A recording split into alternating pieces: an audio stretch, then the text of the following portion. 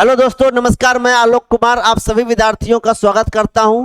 जिस तरीके से अभी हम लोग बुनियादी बैच कर रहे हैं एनसीईआरटी पॉलिटी का, उसी का जो हमारा अगला अध्याय है वह छठा अध्याय है, उसी को अभी हम लोग कंटिन्यू कर रहे हैं। चलिए देखते हैं क्या कह रहा है। लोकतांत्रिक अधिकार। अब देखिए इसमें जनता का क्या क्या अधिकार दिया गया है, उसके बारे में अभी हम लोग पढ़ते हैं और समझते हैं। चलिए, पिछले दो अध्यायों में हमने लोकतांत्रिक सरकार के दो बुनियादी तत्वों की चर्चा की है। अध्याय 4 में हमने देखा कि किस तरह लोकतांत्रिक सरकार का निर्धारण अवधि में लोगों द्वारा स्वतंत्र और निष्पक्ष ढंग से चुनना जरूरी है।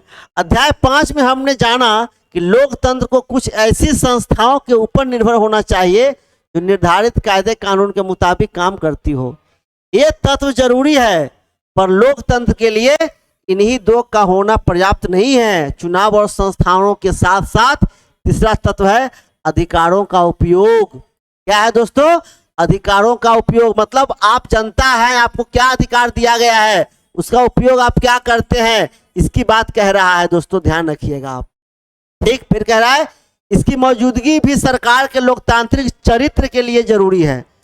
बहुत सी ढंग से चुने हुए स्थापित संस्थाओं के माध्यम से काम करने वाले शासकों को भी यह जरूर जानना चाहिए कि उन्हें कुछ लक्ष्मण रेखाओं का उल्लंघन नहीं करना है। नागरिकों के लोकतांत्रिक अधिकार की ही इन लक्ष्मण रेखाओं का निर्माण करते हैं। ठीक, इस पुस्तक के आखिरी अध्याय में हम इसी पर चर्चा करेंगे। अधिकारों के बिना जीवन कैसा होगा, इसकी कल्पना करने के लिए हम वास्तविक जीवन की कुछ घटनाओं से बात शुरू करने वाले हैं और बात शुरू करते हैं। इससे हम इस चर्चा पर पहुंचेंगे कि अधिकारों का क्या मतलब है। अधिकार का मतलब क्या होता है कि जो आपको दिया गया है, जिसके लिए आप काम कर रहे हैं, जिस आपको कैसे कह सकते हैं कि लोकतंत्र हमारा सर्वोच्च है, क्योंकि वो अधिकार आपको दिया गया, आप उसके अधिकार का उपयोग करते हैं। और हमें इनकी जरूरत क्यों पड़ती है। पिछले अध्यायों की इस तरह पहले असामान्य बातों और फिर भारत की पर केंद्रित चर्चा होगी। हम एक एक करके भारतीय संविधान में दर्ज मौलिक अधिकारों की चर्चा भी करेंगे। किसके अधिकारों की चर्चा करेंगे? हम लोगों ने हालांकि मौलिक अधिकारों के बारे में अच्छे से पढ़ चुका हूं, है ना।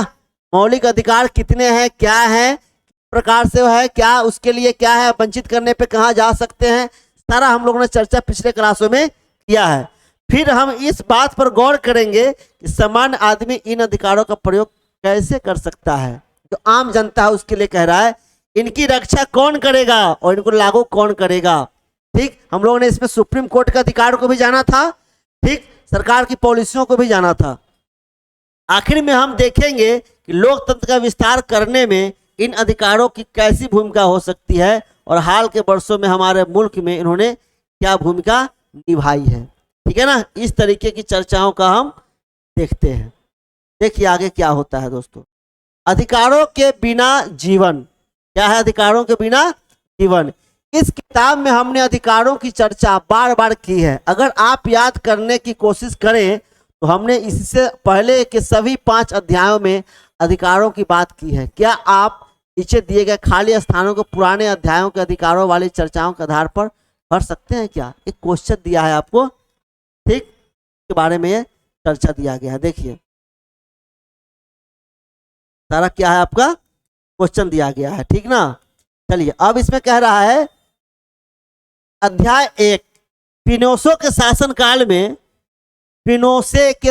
काल में चिले और जेरूसलेम के शासन में पोलैंड लोकतांत्रिक न था, क्योंकि ध्यान है हम लोगों ने पढ़ा था लोकतंत्र की परिभाषा में हमने संविधान निर्माताओं का मानना था कि मौलिक अधिकार हमारे संविधान की आत्मा जैसे है। क्योंकि अब इसके बारे में सब पे करना है। भारत के प्रत्येक वयस्क व्यक्ति को वोट देने का अधिकार है, बिल्कुल।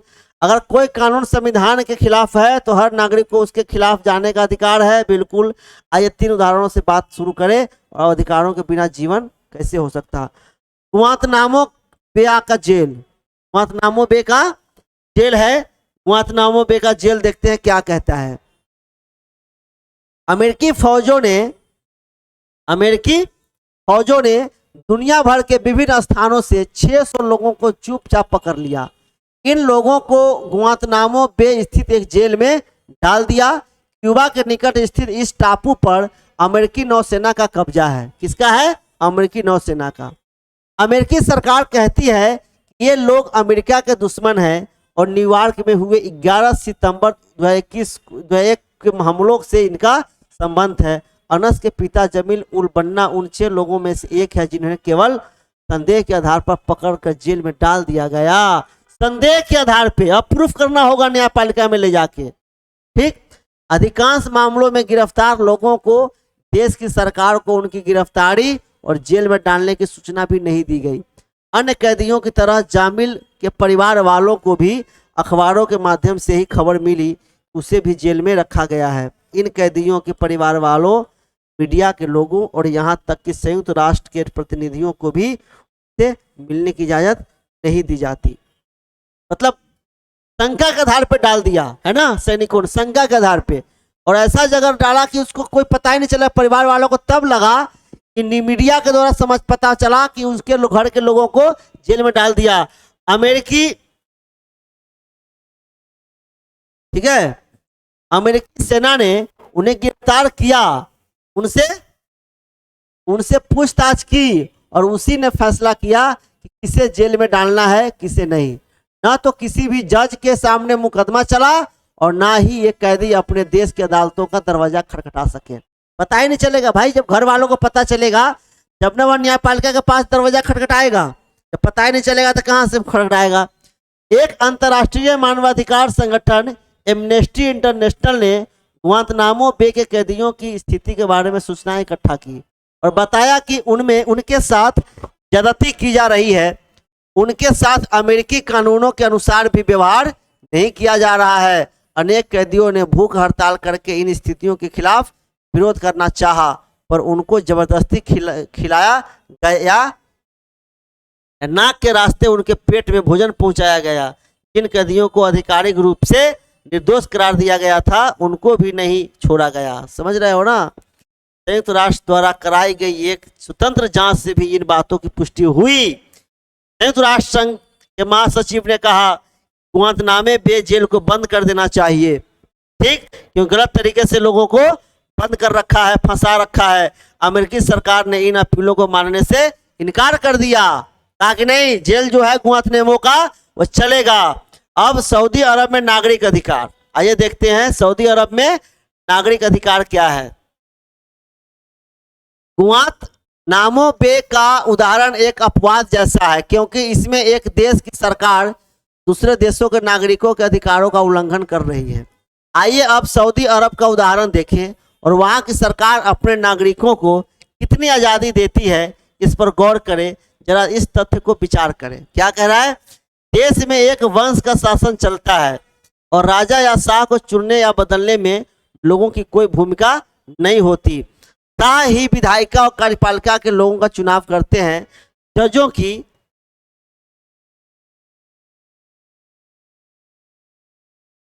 की नियुक्ति भी शाह करते हैं। ठीक है, और वे उनके फैसलों को पलट भी सकते हैं। लोग कोई राजनीतिक दल या संगठन नहीं बना सकते। मीडिया शाह की मर्जी के खिलाफ कोई भी खबर नहीं दे सकती। कोई धार्मिक आज़ादी नहीं है, सिर्फ मुसलमान ही यहाँ के नागरिक हो सकते हैं। समझ रहे हो ना, कहाँ सऊदी अरब की बात कर रहा है।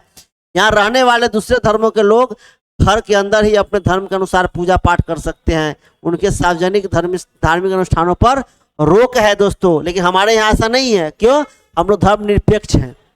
औरतों को वैधानिक रूप से मर्दों से कमतर का दर्जा मिला हुआ है, समझ रहे हो, और उन पर कई तरह की सार्वजनिक पाबंदियां लगी है। मर्दों को जल्दी ही स्थानीय निकाय के चुनाव में कई मताधिकार मिलने वाला है, जबकि औरतों को यह अधिकार नहीं मिलेगा। ठीक है, ये बातें सिर्फ सऊदी अरब पर ही लागू नहीं होती। दुनिया में ऐसे अनेक देश हैं जहां ऐसी स्थितियां मौजूद है, बिल्कुल है। ठीक है ना, चलिए आगे देखते हैं। अब कह रहा है कोसोवो में जातीय नरसंहार। कोसोवो में जातीय नरसंहार। आप यह सोच सकते हैं कि ये चीजें सिर्फ राजशाही में ही चल सकती है और चुनी हुई सरकार वाली शासन व्यवस्था में ऐसा नहीं होगा, पर कोसोवो की इस कथा पर गौर कीजिए। कोसोवो पुराने यूगोस्लाविया का एक प्रांत था जो अब टूट गया, अलग हो गया। इस प्रदेश में अल्बेनियाई लोगों की संख्या बहुत ज्यादा थी, पर दूसरे देश लिहाज से सर्व बहुत लोग बहुसंख्यक थे। उग्र सर्व राष्ट्रवाद के भक्त मिलोसेविक ने यहाँ के चुनावों में जीत हासिल की। उनकी सरकार ने कोसोवो के अल्बानिया लोगों के प्रति बहुत ही कठोर व्यवहार किया। उनकी इच्छा थी कि देश पर सर्व लोगों का ही पूरा नियंत्रण हो। अनेक सर्व नेताओं का मानना था कि अल्बानिया लोगों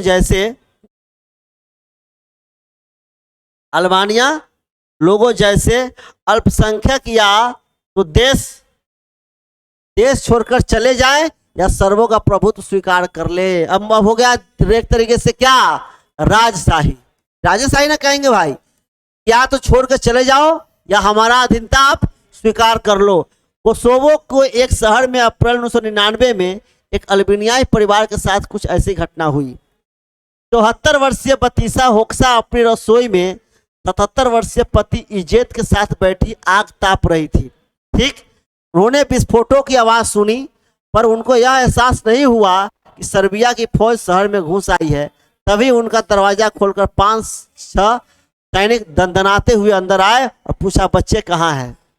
ठीक, बत्सा याद करती है, उन्होंने इजेत की छाती में 3 गोलियां दाग दी। और तेरी मतलब समझिए कि माँ बाप के सामने में उसके बच्चों को गोली मार दिया गया। उसके सामने ही उसके पति की मौत हो गई और सैनिकों ने उसकी अंगुली से शादी की अंगूठी उतार ली और उसे भाग जाने को कहा। समझ रहे हैं कितनी बड़ी दशा हुई थी। मैं अभी दरवाजे से बाहर भी नहीं निकली थी, उन्होंने घर में आग लगा दी। वह बरसात में बेघर होकर सड़क पर खड़ी थी। उसके पास न मकान था, न पति, न शरीर पर पहने कपड़े के अलावा कोई और चीज। समझ रहे हैं कितनी बेरहमी से उन्होंने इस तरीके से किया। समाचारों में आई एक कथा उन हजारों अल्बानियाई लोगों के साथ हुई बर्ताव में से एक है दोस्तों, एक की सच्चाई बताती है। और याद रखिए, ठीक है, याद रखिए कि यह नरसंहार उस देश की अपनी ही सेना एक ऐसे नेता के निर्देश पर कर रही थी जो लोकतांत्रिक चुनाव में जीतकर सत्ता में आया था। अब समझिए, जितने के बाद तनाशाह होना शुरू हो गया ना। जातीय पूर्वाग्रहों के चलते हाल के वर्षों में जो सबसे बड़े नरसंहार हुए हैं, उनमें यह संभवतः सबसे भयंकर था। आखिरकार कई और देशों ने जब दखल दिया तब जाकर यह क्रम थमा। मिलोसेविक की सत्ता गई और बाद में अंतर्राष्ट्रीय न्यायालय में उन पर मानवता के खिलाफ अपराध मुकदमा चलना भी चाहिए दोस्तों। ठीक, इस तरीके से बर्बरता अगर करेगा तो चलना तो चाहिए ना। अब कह रहा है अधिकार विहीन जीवन के इन तीनों मामलों से मिलते जुलते उदाहरण भारत से भी थे। देखिए, पुलिस हिरासत में हिंसा की अखबारी खबरें। ठीक, भूख हड़ताल पर जाने वाले कैदियों की जबरदस्ती खाना खिलाने की अखबार, ये सब न्यूज पेपर के इस अकॉर्डिंग आपको देना है। चलिए आगे देखते हैं क्या कहता है। सब कोई खास बात नहीं है। लोकतंत्र में अधिकार, अब कह रहा है हमने पहले जिन उदाहरणों का जिक्र किया है उन सब पर विचार कीजिए। हर उदाहरण में जिसे कष्ट हुआ के बारे में सोचिए। गुआंतनामो बे के कैदियों, सऊदी अरब की औरतें और कोसोवो के अल्बानिया लोगों की ओर भारत में 1984 तथा के दंगों का शिकार हुए लोगों के बारे में सोचिए।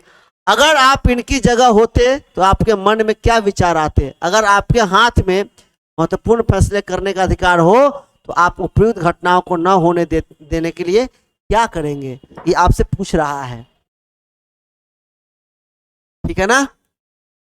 अब देखिए, कह रहा है शायद आप एक ऐसी व्यवस्था बनाना चाहेंगे जिसमें लोगों की सुरक्षा, ठीक है, उनके सम्मान का ख्याल और समान अवसर जरूर हो। जैसे आप यह चाह सकते हैं कि बिना उचित कारण और सूचना के किसी को गिरफ्तार न किया जाए। अगर किया जाता है तो उसको क्या करना होगा, नजदीकी न्यायालय में पेश करना होगा। और अगर किसी को गिरफ्तार किया भी जाता है तो उसे अपना पक्ष रखने और अपने आप को निर्दोष साबित करने का पर्याप्त अवसर मिले। आप इस बात पर सहमत हो सकते हैं कि ऐसा भरोसा सभी चीज़ों पर लागू नहीं हो सकता।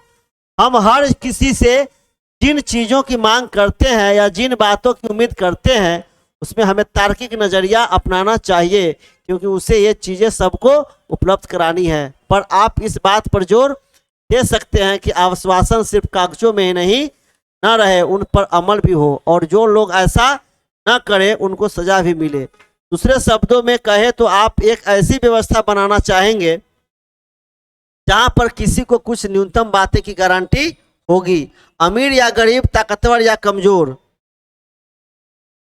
बहुसंख्यक या अल्पसंख्यक, ठीक, हर किसी को इन न्यूनतम चीजों की गारंटी होगी। अधिकारों की सोच के पीछे यही भावना होती है। अब कह रहा है कि अधिकार क्या होता है। ठीक है, क्या कहता है, अधिकार क्या है।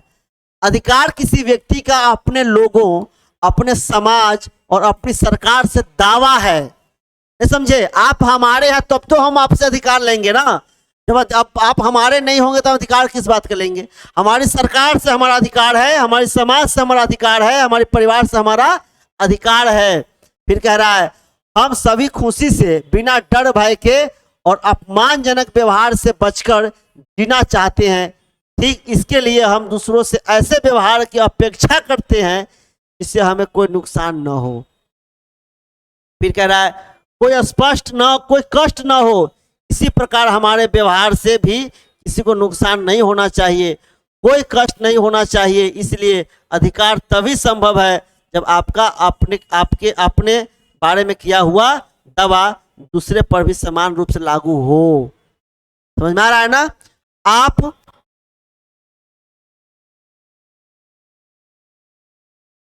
आप ऐसे अधिकार नहीं रख सकते, ठीक, जो दूसरों को कष्ट दे या नुकसान पहुंचाए। आप इस तरह क्रिकेट खेलने के अधिकार का दावा नहीं कर सकते पड़ोसी की खिड़की के शीशे टूट जाए, ठीक है ना, ऐसा नहीं कर सकते।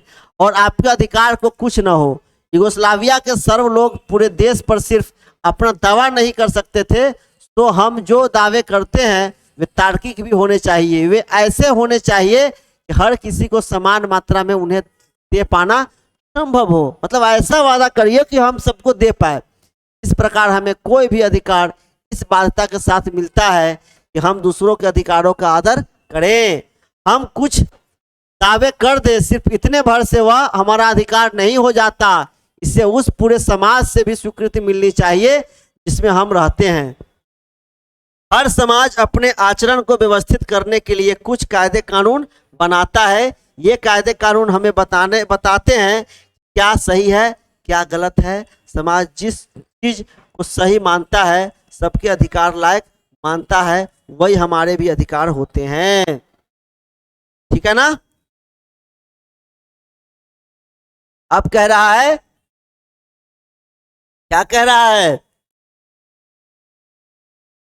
इसीलिए समय और स्थान के हिसाब से अधिकारों की अवधारणा भी बदलती रहती है। अधिकारों की अवधारणा समय समय पर बदलती है और बदलना भी चाहिए। 200 साल पहले अगर कोई हाल कहता कि औरतों को भी वोट देने का अधिकार होना चाहिए तो उसे अजीब माना जाता है ना। लेकिन आज क्या है, अगर कहता है तो कॉमन है, सब कहेगा हाँ बिल्कुल होना चाहिए। आज सऊदी अरब में उनको वोट का अधिकार न होना ही अजीब लगता है ना। जब समाज में न्याय कायदों को लिखत पढ़त में डाल दिया जाता है तो उनको असली ताकत मिल जाती है। इसके बिना वे प्राकृतिक या नैतिक अधिकार ही रह जाते हैं। गुआंतनामो बे के कैदियों को अपने दमन का विरोध करने का, उसे गलत बताने का सिर्फ नैतिक अधिकार है, पर वे इसके भरोसे किसी ऐसे व्यक्ति का या संस्था के पास नहीं जा सकते जो इन्हें लागू करा दे। जब कानून कुछ दावों को मान्यता देता है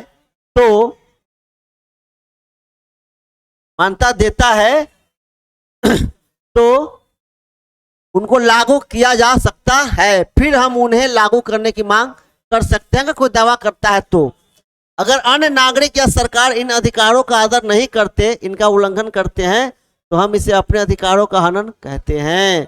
ऐसी स्थिति में कोई भी नागरिक अदालत का दरवाजा खटखटा सकता है, अपने अधिकारों की रक्षा की मांग कर सकता है। इसलिए हम अगर किसी दावे को अधिकार कहते हैं तो उसमें ये 3 बुनियादी चीजें होनी चाहिए। ठीक है, क्या क्या होना चाहिए। अधिकार लोगों के तार्किक दावे हैं, इन्हें समाज से स्वीकृति और अदालतों द्वारा मान्यता मिली होती है।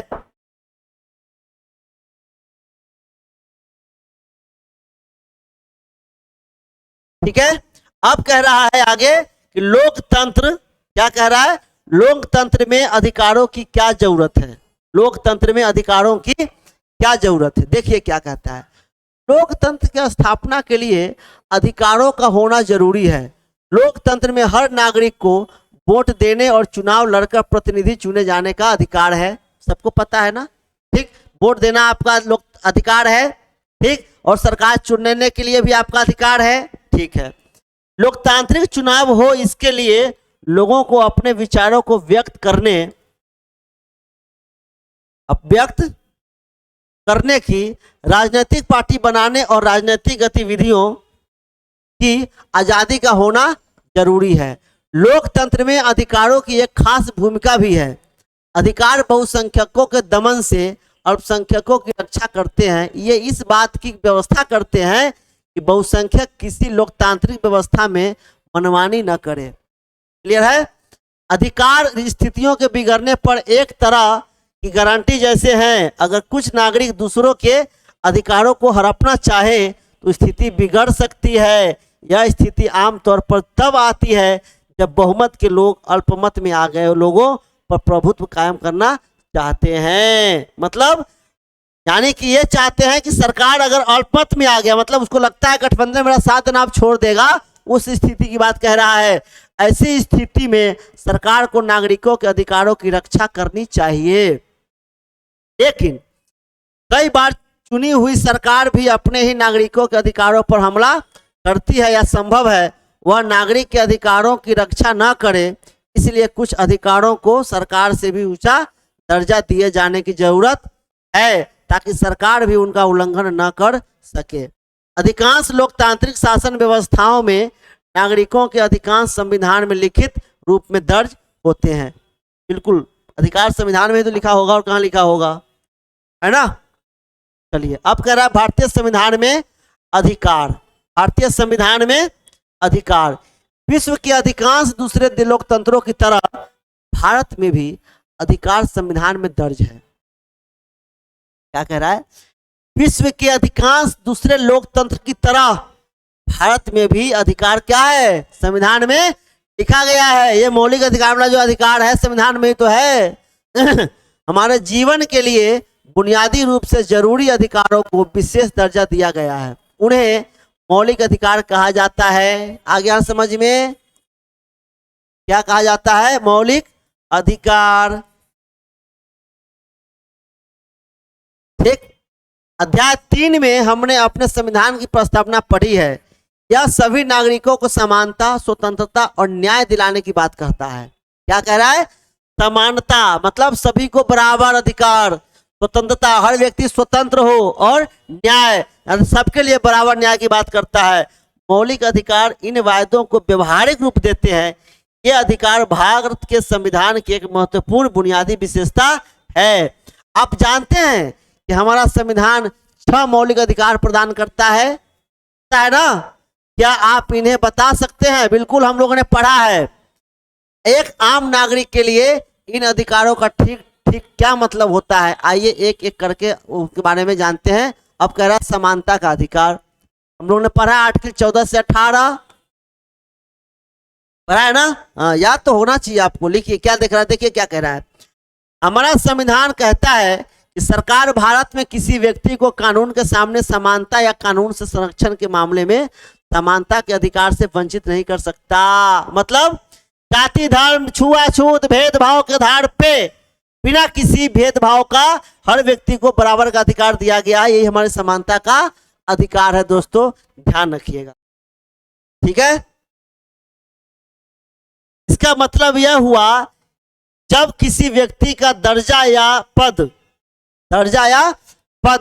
चाहे जो हो, सब पर कानून समान रूप से लागू होता है। इसे कानून का राज भी कहते हैं। देखिए यहाँ पे क्या लिखा है, समानता का अधिकार पहला, ठीक।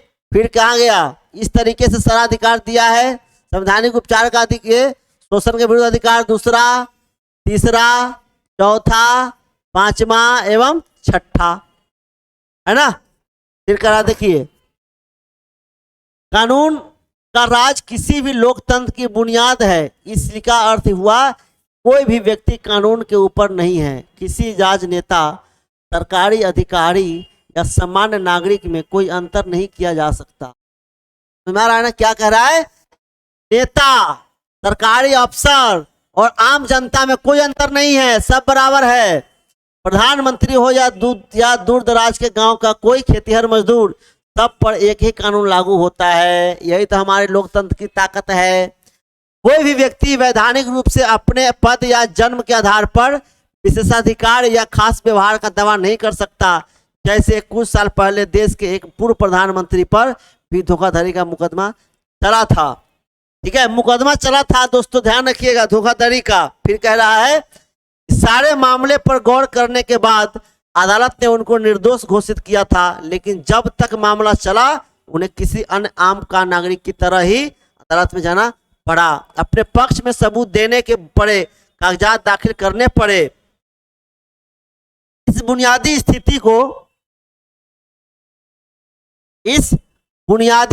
स्थिति को संविधान ने समानता के अधिकार के कुछ निहितार्थों को स्पष्ट करके और साफ किया है। सरकार किसी से भी उसके धर्म, जाति, समुदाय, लिंग और जन्म स्थान के आधार पर भेदभाव नहीं कर सकती। अभी जस्ट मैंने बताया ना, दुकान, होटल और सिनेमा घरों जैसे सार्वजनिक स्थल में किसी के प्रवेश को रोका नहीं जा सकता। इसी प्रकार सार्वजनिक कुएं, तालाब, स्नान घाट, सड़क, खेल के मैदान और सार्वजनिक भवनों के इस्तेमाल से किसी को वंचित नहीं किया जा सकता। ये चीजें ऊपर से बहुत सरल लगती है, पर जाति व्यवस्था वाले हमारे समाज में कुछ समुदायों के लोगों को सार्वजनिक सुविधाओं का इस्तेमाल करने पर से रोका जाता है। सरकारी नौकरियों पर भी यही सिद्धांत लागू होता है। सरकार में किसी पद पर नियुक्ति या रोजगार के मामले में सभी नागरिकों के लिए समान अवसर की बात करता है। ठीक है,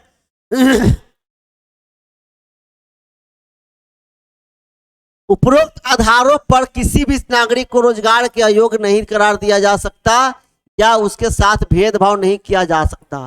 पिछले अध्याय में आपने पढ़ा, भारत सरकार ने नौकरियों में अनुसूचित जाति, अनुसूचित जनजाति और पिछड़ी जातियों के लिए आरक्षण की व्यवस्था की है। अनेक सरकारें विभिन्न योजनाओं के तहत कुछ नौकरियां में स्त्री, गरीबी या शारीरिक रूप से विकलांग लोगों को प्राथमिकता देता है, जिसको आरक्षण कहते हो ना। क्या कहते हो? आरक्षण। आप सोच सकते हैं कि आरक्षण की इस तरह की व्यवस्था समानता के अधिकार के खिलाफ है। लेकिन तो समाज में जो निचले पैदान पे लोग हैं उनको उठाने के लिए बात कर रहा है ना वो, ठीक। पर असल में ऐसा नहीं है।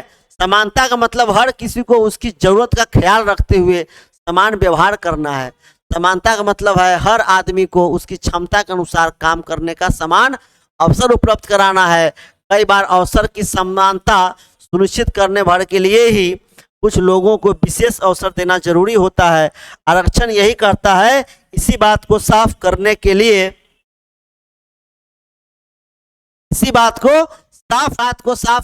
लिए क्या है, आरक्षण की बात करता है। इस करने के लिए संविधान स्पष्ट रूप से कहता है।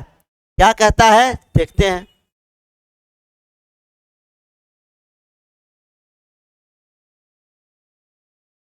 कहता है कि इस तरह का आरक्षण समानता के अधिकार का उल्लंघन नहीं है।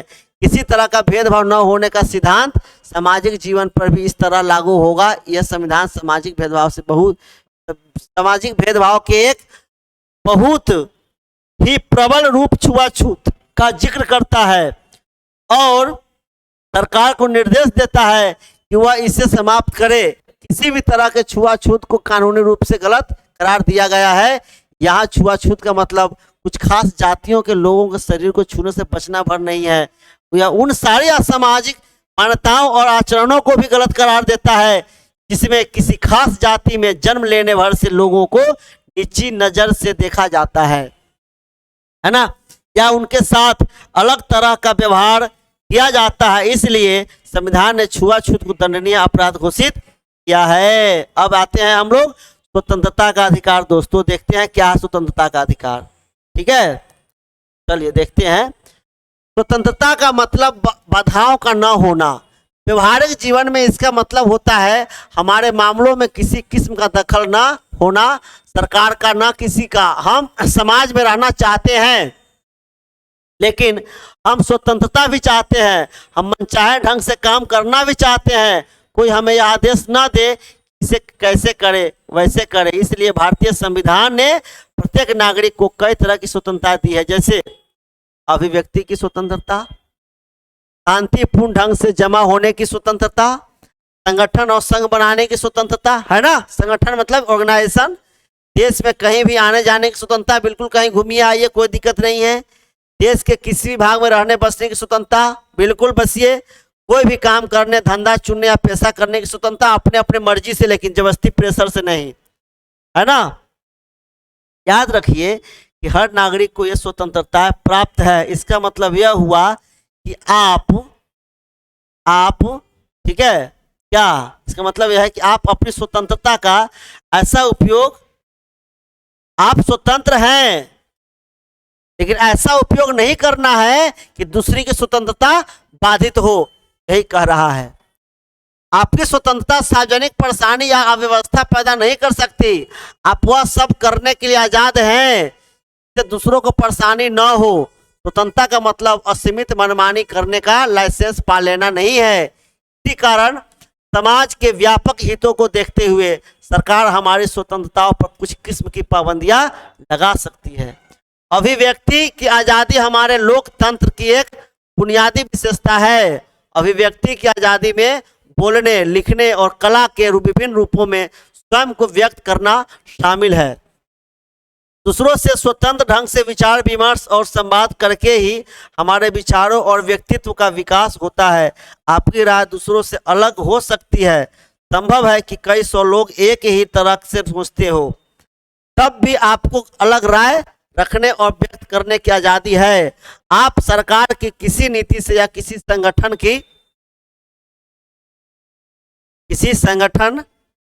की गतिविधियों से असहमत रख सकते हैं। अपने माँ बाप, दोस्तों या रिश्तेदारों से बातचीत करते हुए आप सरकार की किसी नीति या किसी संगठन की गतिविधियों की आलोचना भी कर सकते हैं, कोई दिक्कत नहीं है, ठीक ना। आलोचना करने को स्वतंत्र है भाई, यही तो हमारी स्वतंत्रता है ना। फिर क्या कह रहा है, कह रहा है आप अपने विचारों को पर्चा छपवा कर या अखबारों पत्रिकाओं में लेख लिखकर भी व्यक्त कर सकते हैं। आप यह काम चित्र बनाकर, कविता या गीत लिखकर भी कर सकते हैं। पर आप इस स्वतंत्रता का उपयोग करके किसी व्यक्ति या समुदाय के खिलाफ हिंसा को नहीं भड़का सकते, ध्यान रखिएगा। स्वतंत्र का मतलब फाइनल ये समझिए कि आप स्वतंत्र हैं लेकिन ऐसी कोई काम नहीं करेंगे जिससे किसी दूसरे की स्वतंत्रता बाधित हो, हनन हो, ऐसा समझिए। आप इस स्वतंत्रता का उपयोग करके लोगों को सरकार के खिलाफ बगावत के लिए नहीं उकसा सकते। आप किसी के खिलाफ झूठी बातें कहने या उसकी प्रतिष्ठा गिराने वाली बातें प्रचारित करने से में स्वतंत्रता का इस्तेमाल नहीं कर सकते। नागरिकों को किसी मुद्दे पर जमा होने, बैठक करने, प्रदर्शन करने, जुलूस निकालने का अधिकार है। वे यह सब किसी समस्या पर चर्चा करने, विचारों का आदान प्रदान करने, किसी उद्देश्य के लिए जनमत तैयार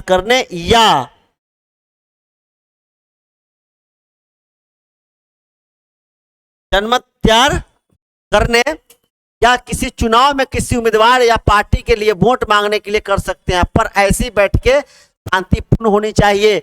विवादास्पद न कि बैठक होते होते शुरू हो जाए मारामारी, फाइटिंग। इससे सार्वजनिक अव्यवस्था या समाज में अशांति नहीं फैलनी चाहिए। इन बैठकों और गतिविधियों में भाग लेने वालों को अपने पास हथियार नहीं रखने चाहिए। नागरिकों को संगठन बनाने की भी स्वतंत्रता है। जैसे किसी कारखाने के मजदूर अपने हितों की रक्षा के लिए मजदूर संघ बना सकते हैं, पता है ना, संगठन बनाने की आजादी है। किसी शहर के कुछ लोग भ्रष्टाचार या प्रदूषण के खिलाफ अभियान चलाने के लिए संगठन बना सकते हैं। किसी भी नागरिक को देश के किसी भी हिस्से में जाने की स्वतंत्रता है, ठीक है। हम भारत के किसी भी हिस्से में रह और बस सकते हैं। जैसे असम का कोई व्यक्ति हैदराबाद में व्यवसाय करना चाहता है, संभव है कि उसे इस शहर को भी देखा भी ना हो, यहाँ उनका कोई संपर्क ना हो, फिर भी भारत का नागरिक होने के कारण उसे करने का अधिकार है। इसी अधिकार के चलते इसी अधिकार के चलते लाखों लोग गांवों से निकलकर शहरों में और देश के गरीब इलाकों से निकलकर समृद्ध इलाकों में आकर काम करते हैं, बस जाते हैं। पेशा चुनने के मामले में भी ऐसी स्वतंत्रता प्राप्त है, कोई भी पेशा अपनाइए, कोई फर्क नहीं पड़ता, है ना। आपको कोई भी यह आदेश नहीं दे सकता कि आप सिर्फ यह काम करें और यह ना करें। महिलाओं से यह नहीं कहा जा सकता कि फला काम करने उसके लिए नहीं है। पिछड़ी और कमजोर जातियों के लोगों से नहीं कहा जा सकता कि वे अपने परंपरागत पेशे में ही रहे। ऐसा कहना क्या होगा? अपराध होगा। दोस्तों ध्यान रखिएगा। अब क्या कह रहा है? संविधान कहता है कि किसी भी व्यक्ति को उसके जीने का अधिकार और निजी स्वतंत्रता से वंचित नहीं किया जा सकता। कानून द्वारा स्थापित व्यवस्थाओं को छोड़कर इसका मतलब यह है जब तक अदालत किसी व्यक्ति को मौत की सजा नहीं सुनाती उसे मारा नहीं जा सकता। इसका यह भी मतलब है कि कानूनी आधार होने पर सरकार या पुलिस अधिकारी किसी नागरिक को गिरफ्तार कर सकता है। अगर वे ऐसा करते हैं तब भी उन्हें कुछ नियमों का पालन करना पड़ता है। गिरफ्तार या हिरासत में लिए गए व्यक्तियों को उसकी गिरफ्तारी और हिरासत में लेने के कारणों की जानकारी देनी होगी। अगर पुलिस बिना कारण बताए किसी को अगर अरेस्ट करता है तो उसको नजदीकी न्यायालय में पेश करेगा, ठीक, और उसको यह बताना होगा कि हमने क्यों पेश किया है, हमने क्यों अरेस्ट किया है इसको। अगर वो प्रूफ हो गया सजा होगी, प्रूफ अगर नहीं हुआ तो वह बरी होगा, बट पुलिस पे वह एक्शन ले लिया जाएगा। फिर कह रहा है गिरफ्तार या हिरासत में लिए गए व्यक्तियों को सबसे निकट के मजिस्ट्रेटों के सामने 24 घंटे के अंदर प्रस्तुत करना होता है। दोस्तों ध्यान रखिएगा। ऐसे व्यक्ति को वकील से विचार विमर्श करने और अपने बचाव के लिए वकील रखने का अधिकार होता है। सरकारी वकील रख सकते हैं आप। आइए एक बार फिर से गुआंतनामे बे और कोसेबो को याद करें। इन दोनों ही मामलों में शिकार लोगों के सभी स्वतंत्रताओं में सबसे बुनियादी दो चीजें जीवन रक्षा और निजी स्वतंत्रता से वंचित रखा गया था, उसके बारे में था। ठीक है। अब यहाँ पे ये उदाहरण स्वतंत्रता के अधिकार के उल्लंघन के हैं? अगर हाँ तो प्रत्येक में संविधान के कौन से प्रावधान का उल्लंघन हुआ है? भारत सरकार ने सलमान रुश्दी की किताब सैटेनिक वर्सेज को इस आधार पर प्रतिबंधित कर दिया, इससे पैगंबर मोहम्मद के प्रति अनादर का भाव दिखाया गया है। इससे मुसलमानों की भावनाओं को ठेस पहुंच सकती है। भाई क्या बोला? आपकी आज़ादी है, लेकिन इसका मतलब ये नहीं कि किसी भी धर्म के लोगों को उसका नुकसान हो। ठीक। हर फिल्मों को सार्वजनिक प्रदर्शन से पूर्व भारत सरकार के सेंसर बोर्ड से प्रमाण पत्र लेना होता है, पर वही कहानी अगर किताब या पत्रिका में छपे तो उस पर क्यों नहीं पाबंदी होती है? होनी भी चाहिए, चूंकि अगर वह मामला धर्म से एंगेस्ट है, उससे लगता है कि उससे अगर भड़काव हो सकता है, उससे दंगा हो सकती है, किसी भी व्यक्ति को ठेस पहुंच सकता है, तो रोक सकता है। ठीक है दोस्तों। अब कह रहा है शोषण के खिलाफ अधिकार। शोषण के खिलाफ स्वतंत्रता के बराबरी का अधिकार मिल जाने के बाद स्वाभाविक है कि नागरिक को यह अधिकार भी हो कि उसका शोषण न हो सके। शोषण समझते हो ना? मतलब आपकी इच्छा के खिलाफ कोई काम करवा लेना, आपसे जबरदस्ती काम करवाना। ठीक।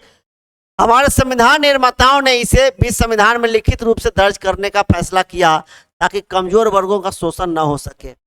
संविधान ने खास तौर से 3 बुराइयों का जिक्र किया और उन्हें गैर कानूनी घोषित किया। पहला, संविधान मनुष्य जाति के अवैध व्यापार का निषेध करता है। ठीक है ना?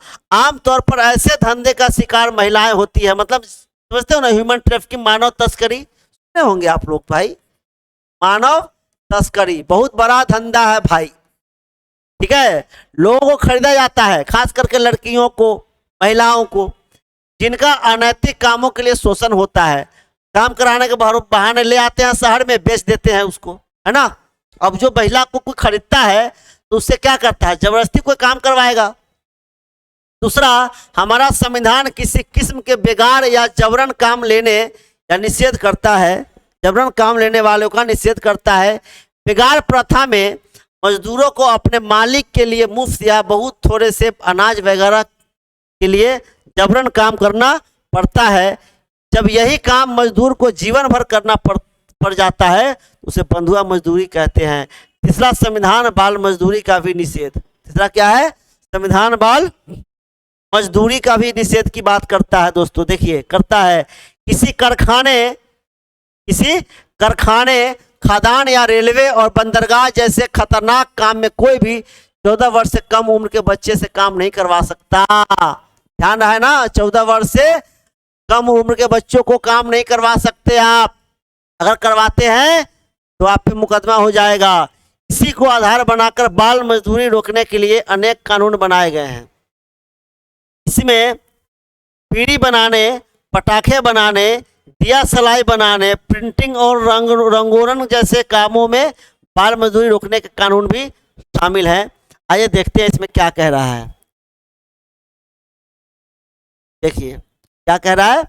इन खबरों के आधार पर संपादक के नाम एक लंबा पत्र है जो शोषण के खिलाफ अभी कानून बनके वह आया है, लेटर देना। देखिए मद्रास हाई कोर्ट में एक अर्जी दायर की गई। अर्जी दायर करने वालों ने कहा कि सालेम जिले के गांवों से 7 से 12 वर्ष के अनेक बच्चे को ले जाकर केरल के त्रिचूर जिले के ओलूर में बेचा गया है। आवेदनकर्ता ने अदालत से मांगा कि वह सरकार को इस मामले से जुड़े तथ्यों की जांच करने का आदेश दे। ठीक है। कर्नाटक के होमपेट, मांडूर और इकाल इलाके में लॉ एस कारखानों पे 5 वर्ष और उससे अधिक उम्र के बच्चों से काम कराया जा रहा है ना। आप भी दे सकते हैं ऐसा एप्लीकेशन, कहीं अगर देखते हैं तो बच्चे से खुदाई, अयस, तोड़ने, लादने, गिराने, ढुलाई और कटाई का काम लिया जा रहा है। उनको न तो सुरक्षा के उपकरण दिए जाते हैं और न तय मजदूरी और न ही उनके काम का समय तय है। वे बहुत ही जहरीले कचरे को ढोते हैं और खदान की धूल जो मानक स्तर से काफ़ी अधिक है भी उनके आँख, नाक, कान में जाती रहती है। इस इलाके में स्कूल की पढ़ाई बीच में छोड़ने की दर काफ़ी ऊंची है।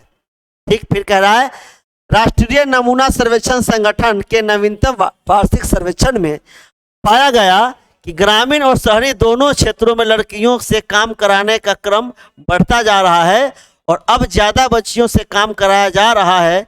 सर्वेक्षण में यह बात सामने आई कि पहले जहां प्रति 1000 कामगारों में बच्चियों की संख्या 34 थी, वही अब 41 हो गई है। लड़कों की संख्या का अनुपात 31 बना हुआ है। मतलब अब क्या हो रहा है, धीरे धीरे काम इस एरिया में काम करवाने की वजह से स्कूल जाने वालों की संख्या क्या हो रही है, डाउन हो रही है, कम हो रही है। ठीक है ना। अब कह रहा है अधिकार, धार्मिक स्वतंत्रता का अधिकार। धार्मिक स्वतंत्रता का अधिकार मतलब हर व्यक्ति को अपने अपने धर्म की आज़ादी मनाने का स्वतंत्रता का अधिकार है।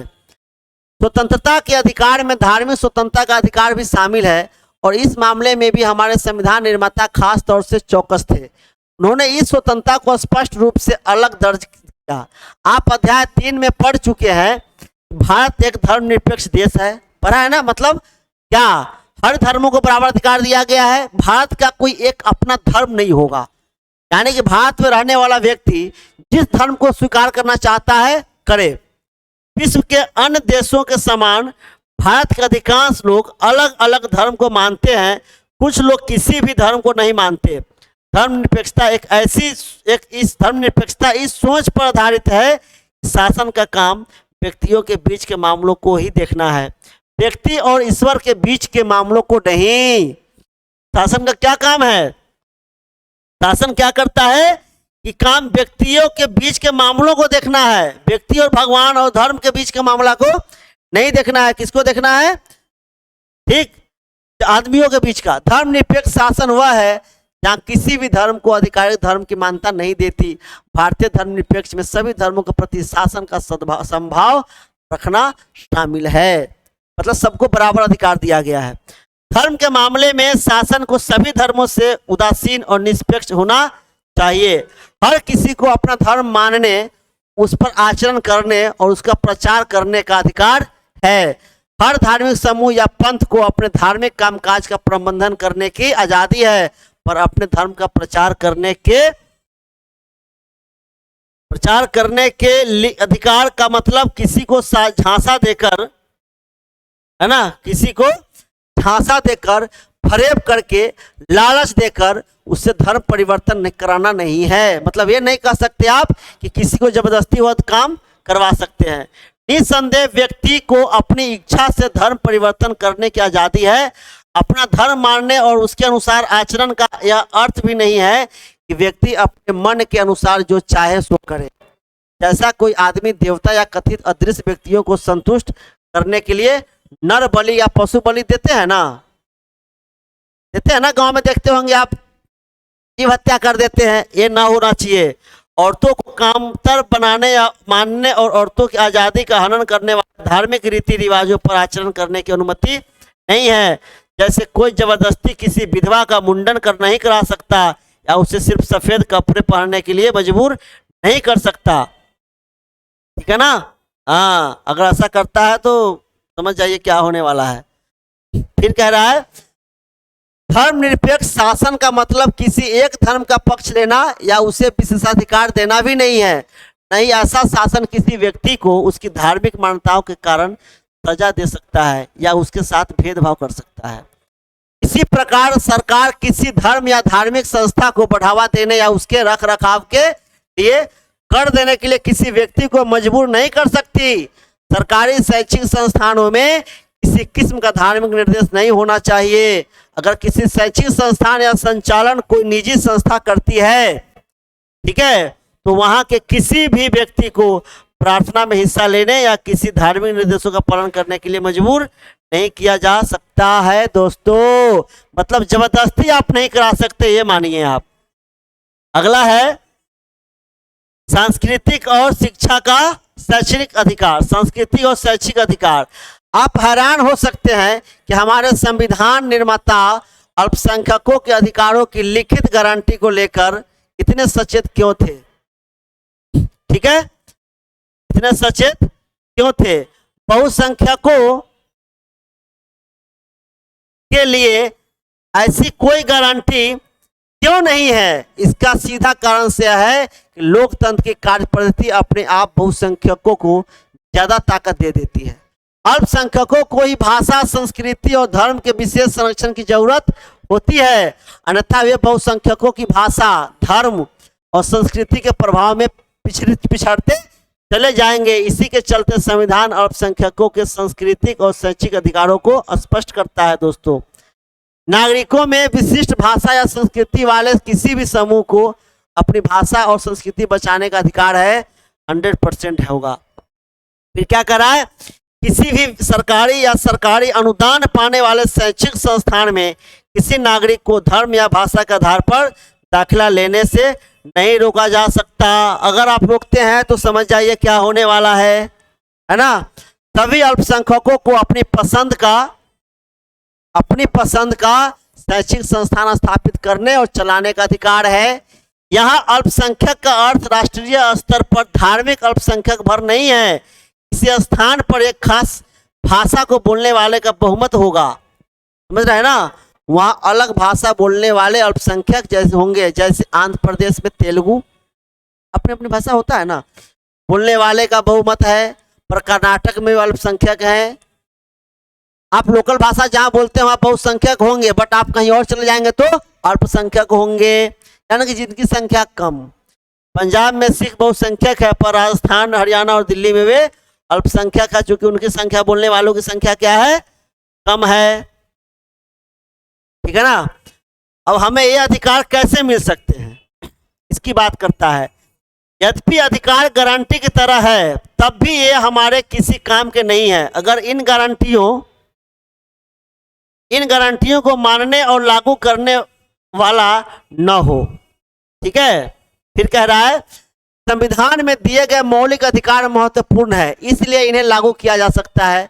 हमें उपर्युक्त अधिकारों को लागू कराने का मांग करने का अधिकार है। हमारे पास उन्हें लागू कराने के उपाय, इसे संवैधानिक उपचार का अधिकार कहा जाता है। जो व्यवस्था की दिया गया है हमारे संविधान में, उसको अगर लागू करवाते हैं तो संवैधानिक उपचारों का अधिकार दिया। समझ में आ रहा है। सबसे लास्ट वाला आर्टिकल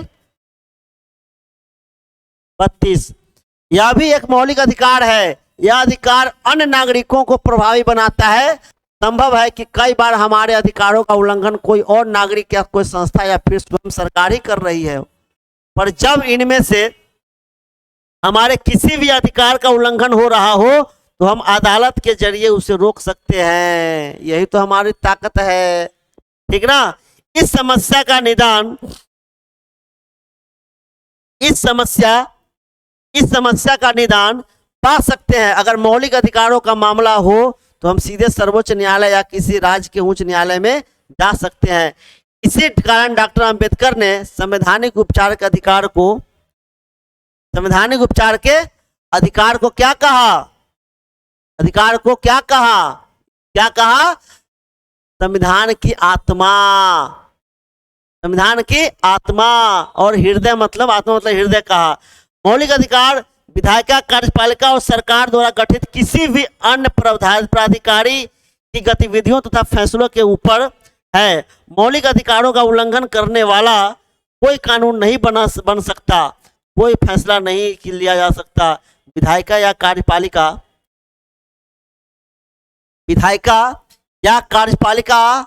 है ना कि किसी भी फैसले का काम से मौलिक अधिकारों का हनन हो या उनमें कमी हो तो फैसला या काम ही अवैध हो जाएगा। हम केंद्र और राज्य सरकारों द्वारा बनाए गए ऐसे कानूनों को उनकी नीतियों और फैसलों को या राष्ट्रीयकृत बैंक या बिजली बोर्ड जैसी उनके द्वारा गठित संस्थाओं की नीतियों और फैसलों को चुनौती दे सकते हैं। दोस्तों, वे भी व्यक्तियों या निजी संस्थाओं के खिलाफ मौलिक अधिकार के मामले में दखल दे सकती है। सर्वोच्च न्यायालय या उच्च न्यायालयों को मौलिक अधिकार लागू कराने के मामले में निर्देश देने, आदेश या रिट जारी करने का अधिकार है। ध्यान रखिएगा ये चीज, ठीक ना। अदालतें गड़बड़ी का शिकार होने वाले को हर्जाना दिलवा सकती है और गड़बड़ी करने वालों को दंडित कर सकती है। अध्याय 5 में हमने देखा कि हमारे देश की न्यायपालिका सरकार और संसद से स्वतंत्र है। हमने यह भी देखा कि न्यायपालिका बहुत शक्तिशाली है और नागरिकों के अधिकारों के लिए जो कुछ जरूरी हो वह करने में सक्षम भी है। दोस्तों, ध्यान रखिएगा, मौलिक अधिकार के हनन के मामले में कोई भी पीड़ित व्यक्ति न्याय पाने के लिए तुरंत अदालत में जा सकता है। पर अब अगला मामला सार्वजनिक हित का हो तो ऐसे मामलों में मौलिक अधिकारों के उल्लंघन को क्या होगा? उल्लंघन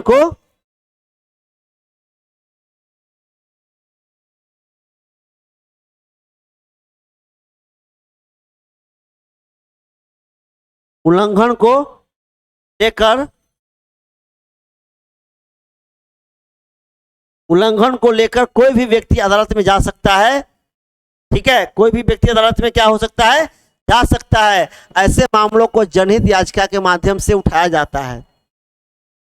ठीक है, इसमें कोई भी व्यक्ति या समूह सरकार के किसी कानून या काम के खिलाफ सार्वजनिक हितों की रक्षा के लिए सर्वोच्च न्यायालय या किसी उच्च न्यायालय में जा सकता है। ऐसे मामले जज के नाम पोस्ट कार्ड पर लिखी अर्जी के माध्यम से भी उठाए जा सकते हैं। मतलब जज के नाम पे पोस्ट कार्ड पर लिख दीजिए, भेज दीजिए। अगर न्यायाधीशों को लगे कि सचमुच इस मामले में सार्वजनिक हितों पर चोट पहुंच रही है तो वे मामलों को विचार के लिए स्वीकार कर सकते हैं। ठीक है, अब कह रहा है अधिकारों का बढ़ता दायरा। आइए देखते हैं क्या है। हमने इस अध्याय की शुरुआत अधिकारों के महत्व पर चर्चा से की थी, पर अध्याय के ज्यादातर हिस्सों में हमारा ध्यान संविधान द्वारा दिए गए मौलिक अधिकारों पर ही रहा। आप सोच सकते हैं कि संविधान द्वारा दिए गए मौलिक अधिकार ही नागरिकों को मिलने वाले अधिकार हैं। ठीक है ना? यह सही नहीं। मौलिक अधिकार बाकी सारे अधिकारों के स्रोत हैं। हमारा संविधान और हमारे कानून हमें और बहुत सारे अधिकार देते हैं और साल दर साल अधिकारों का दायरा बढ़ता गया है। समय समय पर अदालतों ने ऐसे फैसले दिए हैं जिनसे अधिकारों का दायरा बढ़ा है। प्रेस की स्वतंत्रता का अधिकार, सूचना का अधिकार और शिक्षा का अधिकार जैसी चीजें मौलिक अधिकारों का ही विस्तार है। ठीक है, उन्हीं से निकली है। क्या निकली है? अब स्कूली शिक्षा हर भारतीय का अधिकार बन चुकी है। 14 वर्ष तक के सभी बच्चों को मुफ्त और अनिवार्य शिक्षा दिलाना सरकार की जिम्मेदारी है दोस्तों, और मौलिक कर्तव्य भी है माता पिता को भी अपने बच्चों को स्कूल पहुंचाना। संसद ने नागरिकों को सूचना का अधिकार देने वाला कानून भी पास कर दिया है। यह अधिकार विचारों और अभिव्यक्ति की आज़ादी के मौलिक अधिकार के तहत ही है। सूचना का अधिकार मतलब आप कहीं भी जान सकते हैं, पूरे देश भारत के अंदर में कहीं भी क्या चल रहा है नहीं चल रहा है, कौन योजना परियोजना है, कितना काम कर रहा है नहीं कर रहा है, उसकी अपडेट आप ले सकते हैं दोस्तों। हमें सरकारी दफ्तरों से सूचना मांगने, है ना, और पाने का अधिकार है। हाल ही में सर्वोच्च न्यायालय ने जीवन के अधिकार को नया विस्तार देते हुए उसमें भोजन के अधिकार को भी शामिल कर दिया है। साथ ही अधिकारों का दायरा संविधान द्वारा दिए गए मौलिक अधिकारों तक ही सीमित नहीं है। संविधान अनेक दूसरे अधिकार भी देता है जो मौलिक अधिकार नहीं है, जैसे संपत्ति रखने का अधिकार नहीं। क्या कर दिया, कानून का अधिकार बना दिया, मौलिक अधिकार से हटा दिया। मौलिक अधिकार नहीं है पर संवैधानिक अधिकार तो है। चुनाव में वोट देने का अधिकार एक महत्वपूर्ण संवैधानिक अधिकार है। कई बार मानवाधिकारों का भी विस्तार होता है। ये असल में सर्वमान्य नैतिक दावे हैं जो कानून द्वारा मान्य हो भी सकते हैं और नहीं भी, और इन्हें उस अर्थ में अधिकार नहीं कहा जा सकता जैसा कि हमने पहले परिभाषा के माध्यम से बताया था। दुनिया में लोकतंत्र के फैलाव के साथ सरकारों पर दबाव बढ़ता जा रहा है कि वे इन सर्वमान्य नैतिक दावों को माने, उन्हें कानूनी रूप दे। ठीक, उन्हें कानूनी रूप दे। कई अंतर्राष्ट्रीय संधियों और प्रतिज्ञा पत्रों ने भी अधिकारों का दायरा बढ़ाने में मदद किया है दोस्तों। ठीक है ना, क्या किया है, मदद किया है। इस प्रकार हम देखते हैं कि अधिकारों का दायरा बढ़ता जा रहा है और हर समय नए अधिकार सामने आ रहे हैं। ये लोगों के संघर्षों से हासिल हुए हैं। समाज के विकास या नए संविधानों के निर्माण के साथ नए अधिकार सामने आते हैं। संविधान बनाने संबंधी अध्याय में हमने देखा है कि दक्षिण अफ्रीका के संविधान में नागरिकों को कई तरह के नए अधिकार मिले हैं। इनमें कुछ इस प्रकार हैं, देखिए क्या है। निजता का अधिकार, निजता अपनी पर्सनली, इसके कारण नागरिकों और उनके घरों की तलाशी नहीं ली जा सकती, उनके फोन टैप नहीं किए जा सकते, उनकी चिट्ठी पत्री को खोलकर पढ़ा नहीं जा सकता। ठीक है, अगर आप ऐसा करते हैं तो आप पे मुकदमा होने का है दोस्तों। फिर कह रहा है क्या, पर्यावरण का अधिकार, पर्यावरण का अधिकार, ऐसा पर्यावरण पाने का अधिकार जो नागरिकों के स्वास्थ्य या कुशल क्षेम के प्रतिकूल न हो। पर्याप्त आवास पाने का अधिकार, स्वास्थ्य सेवाओं, पर्याप्त भोजन और पानी तक पहुंच का अधिकार। मतलब इसीलिए नल जल चला है, किसी को भी आपात चिकित्सा देने से इनकार नहीं किया जा सकता। अगर कोई व्यक्ति किसी भी हॉस्पिटल में जाता है तो उसको डॉक्टर मना नहीं कर सकता। अनेक लोगों का मानना है कि काम का अधिकार, स्वास्थ्य का अधिकार, जीने के लिए जरूरी न्यूनतम आवश्यकताओं का अधिकार और निजता के अधिकार को भारत में भी मौलिक अधिकार बना देना चाहिए। आप इसके बारे में क्या सोचते हैं, आपको ये चीज क्या है बताना है दोस्तों, है ना। अब ये कह रहा है आर्थिक, सामाजिक और सांस्कृतिक अधिकारों पर अंतर्राष्ट्रीय प्रतिज्ञा पत्र क्या है। देखिए, इस अंतर्राष्ट्रीय प्रतिज्ञा पत्र में अनेक ऐसे अधिकारों की को मान्यता दी गई है जो भारतीय संविधान के मौलिक अधिकारों से सीधे नहीं जुड़े हुए हैं। इसने अभी अंतर्राष्ट्रीय संधि का रूप नहीं लिया है, लेकिन दुनिया भर के मानवाधिकार कार्यकर्ता इसे एक मानक मानवाधिकार के रूप में देखते हैं। क्या है, काम करने का अधिकार। हर किसी को काम करने, अपनी जीविका का उपार्जन करने का अवसर है। काम करने के सुरक्षित और स्वास्थ्यप्रद माहौल का अधिकार तथा मजदूरों और उनके परिवारों के लिए सम्मानजनक जीवन स्तर लायक जीने उचित का अधिकार है। समुचित जीवन स्तर जीने के अधिकार, भोजन, कपड़ा सब चाहिए। सामाजिक सुरक्षा बीमा का अधिकार, स्वास्थ्य का अधिकार, बीमारी के समय इलाज, प्रजनन काल में महिलाओं का खास ख्याल और महामारियों से रोकथाम। शिक्षा का अधिकार, मुफ्त एवं अनिवार्य प्राथमिक शिक्षा, उच्चतर शिक्षा का पहुंच हर व्यक्ति तक होना चाहिए। इसके लिए वह मानवाधिकार आयोग काम कर रहा है दोस्तों। अब कह रहा है ये, इसका मतलब क्या है, जरा इसको देखिए। ये कह रहा है प्रतिज्ञा पत्र, कुछ शब्द दिए गए हैं। नियमों और सिद्धांतों को कायम रखने का व्यक्ति, समूह या देशों द्वारा वायदा, ऐसे बयान, संधि पर दस्तखत करने वाले पर इसके पालन की कानूनी बाध्यता होती है। मतलब नहीं होते है, हमने जो लिखा उस पर हम साइन कर दिए, मतलब अब उसको हम क्या करेंगे, एक्सेप्ट करना है, मुझे उस पर काम करना है। दावा मतलब सभी नागरिकों, समाज या सरकार से किसी नागरिक द्वारा कानूनी नैतिक अधिकारों की मांग करना है, दावा करना है। दलित, ऐसी जाति में जन्मा व्यक्ति जिसकी दूसरी जातियों के व्यक्ति छूने लायक नहीं मानते। नहीं, दलितों, हम लोग पढ़े हैं दलित के बारे में बहुत अच्छे से। जातीय समूह, मानव जाति का ऐसा समूह जिसमें लोग आपस में एक मूल या स्वयं वंश के हो।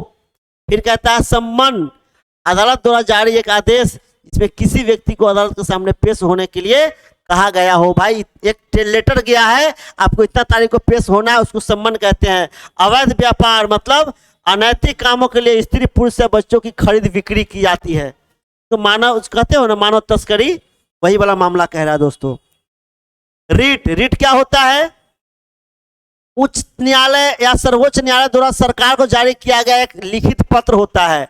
एमनेस्टी इंटरनेशनल मानवाधिकारों के लिए काम करने वाले कार्यकर्ताओं का एक अंतर्राष्ट्रीय संगठन है दोस्तों। देखिए ये टॉपिक हमारा अब ये खत्म हुआ। ये हमारा क्या है? क्वेश्चन है। ये क्वेश्चन आपको करना है दोस्तों, है ना? तो क्वेश्चन को एक बार आप लोग देखेंगे, करेंगे, और फाइनली हमारा जो 9वीं क्लास की जो पॉलिटी था वो हम लोगों ने उसको एंड किया। इसी तरीके से आपको 10वीं, 11वीं, 12वीं तीनों क्लास की पॉलिटी का एनसीईआरटी आपको उपलब्ध होगा। तब तक के लिए ओके बाय, थैंक यू।